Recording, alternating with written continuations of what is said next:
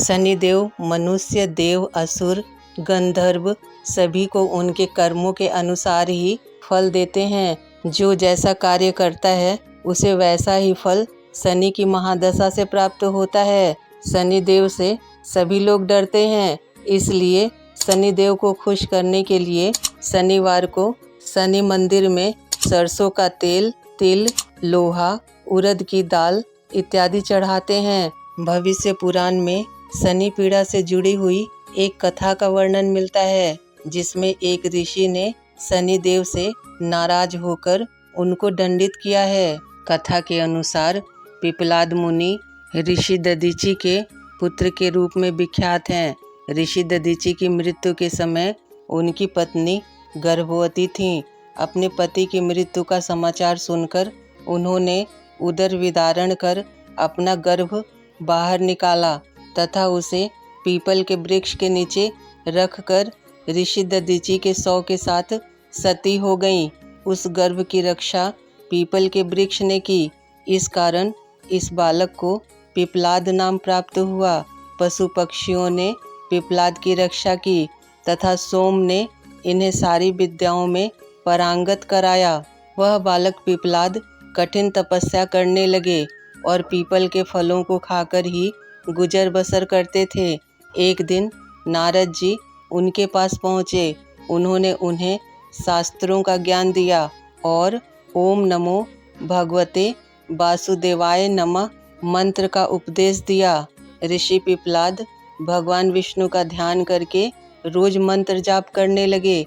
एक दिन भगवान विष्णु प्रसन्न होकर ऋषि पिप्पलाद को दर्शन दिए। भगवान विष्णु की कृपा से वह बालक महाज्ञानी महर्षि हो गए। एक दिन महर्षि पिप्पलाद ने देव ऋषि नारद जी से पूछा कि किस कर्म फल के कारण उन्हें इतना कष्ट उठाना पड़ा। तब नारद जी ने कहा कि शनिदेव के कारण आपको इतना कष्ट उठाना पड़ा है। जब ऋषि पिप्पलाद को यह पता चला कि शनिदेव के कारण ही उन्होंने बचपन में ही अपने माता पिता को खो दिया था, तब वे ब्रह्मा जी की तपस्या करने के लिए बैठ गए। ब्रह्मा जी को प्रसन्न करके पिप्पलाद मुनि ने ब्रह्मदंड मांगा। ब्रह्मा जी ने पिप्पलाद ऋषि को ब्रह्मदंड दे दिया। अब ऋषि पिप्पलाद शनिदेव की खोज में निकल पड़े। तब नारद जी ने आसमान में शनि ग्रह को दिखाया। क्रोध से भरे हुए ऋषि पिप्पलाद ने अपने तपोबल से शनिदेव को आसमान से पत्थर पर गिरा दिया और उनके ऊपर ब्रह्मदंड से प्रहार किया। इससे शनिदेव का पैर टूट गया।